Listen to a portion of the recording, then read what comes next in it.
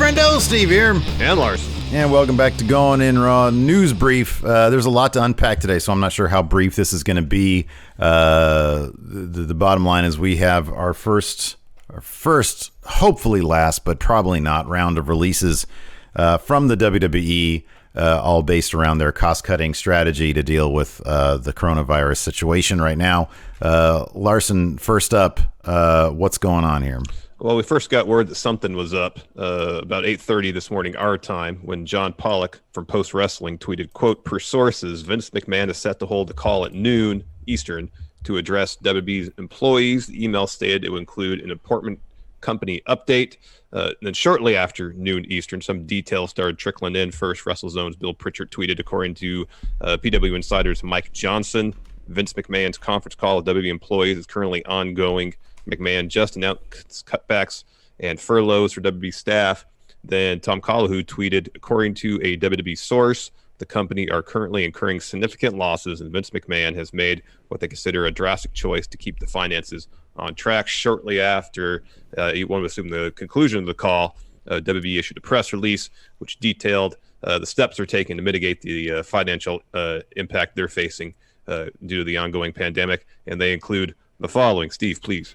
Reducing executive and board member compensation, decreasing operating expenses, cutting talent expenses, third-party staffing, and consulting, and deferring spend on the build-out of the company's new headquarters for at least 6 months. They were planning on moving from Titan Towers to their headquarters in Stamford. WWE statement continues, given the uncertainty of the situation, the company also identified head count reductions and made the decision to furlough a portion of its workforce effective immediately. The decision to furlough versus permanently reduce headcount reflects the fact that the company currently believes the furlough will be temporary in nature. The company's reductions of employee compensation and headcount result in an estimated monthly savings of $4 million, along with cash flow improvement of $140 million, primarily from the deferral in spending on the company's new headquarters. Additionally, the company has substantial financial resources, both available cash and debt capacity, which currently total approximately $500 million, to manage the challenges ahead.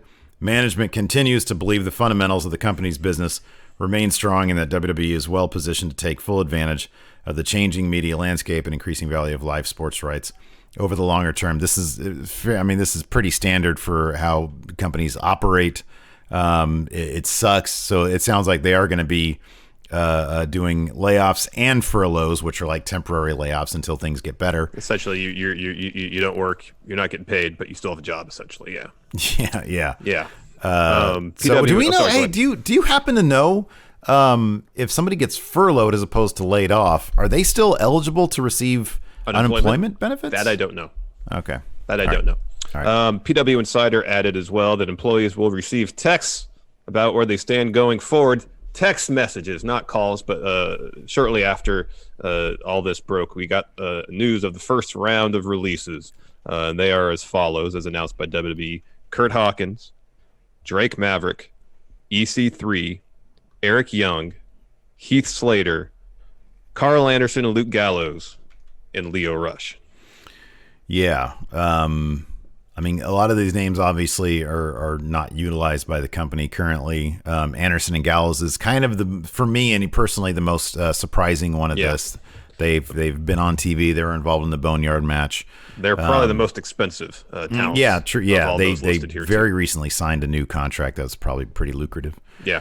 Tom Collahoo did tweet this a little bit, just kind of moments before we started filming this. Mm-hmm. One source has told me that this happened very quickly for the wrestlers, but the money on offer to be released by mutual agreement was a good amount. So at least WWE is compensating the released wrestlers somehow, some way, to a not insignificant amount. So that's good. So essentially, they're getting bought out of their contracts, seemingly.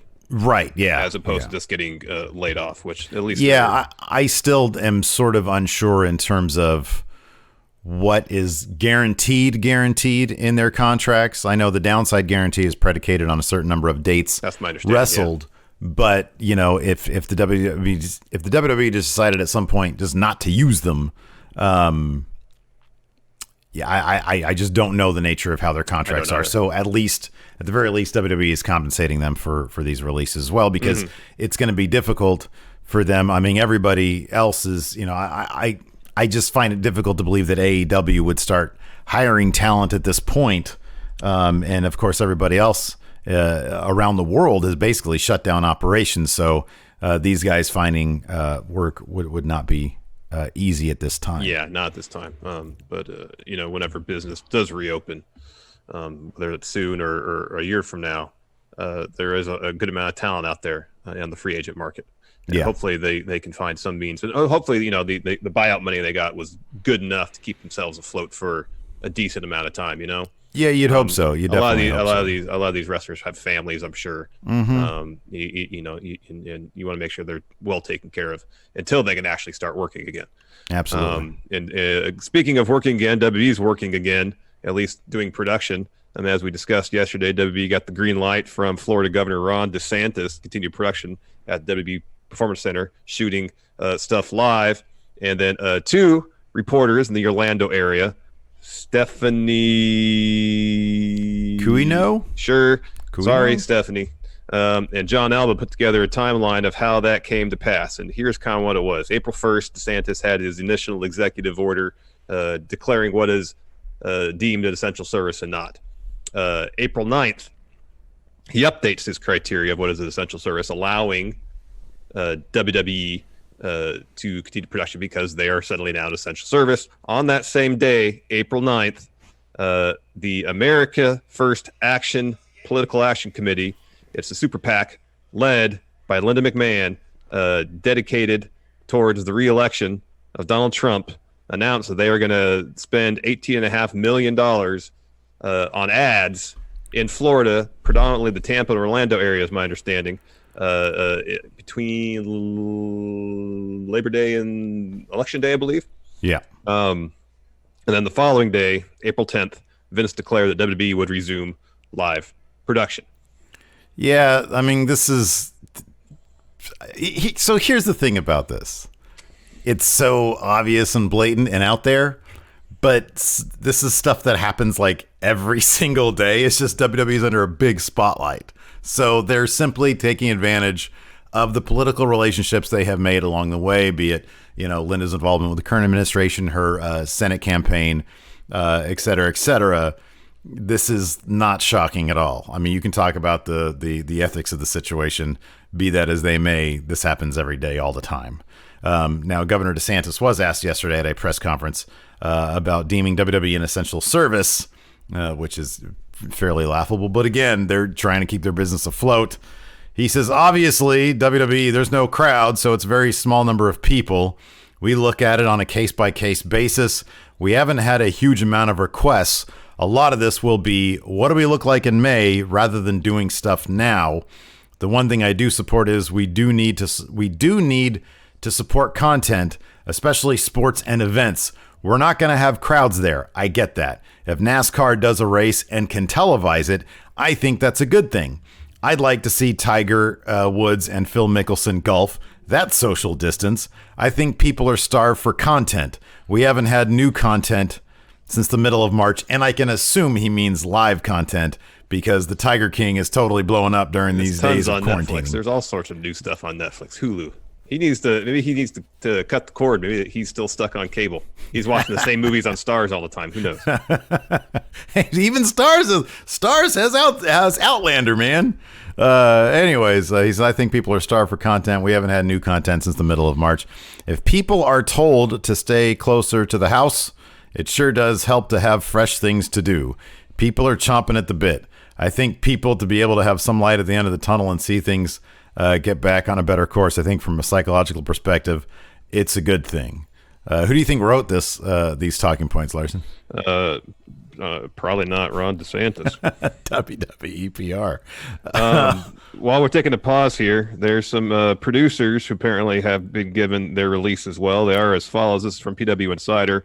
Billy Kidman, Mike Rotunda, Fit Finley, Pat Buck, Sean Devari, Scott Armstrong, Sarah Stock, Shane Helms, Lance Storm, and Kurt Angle. Jesus, that's a ton. Mm-hmm. And Aiden English also was released. Wow.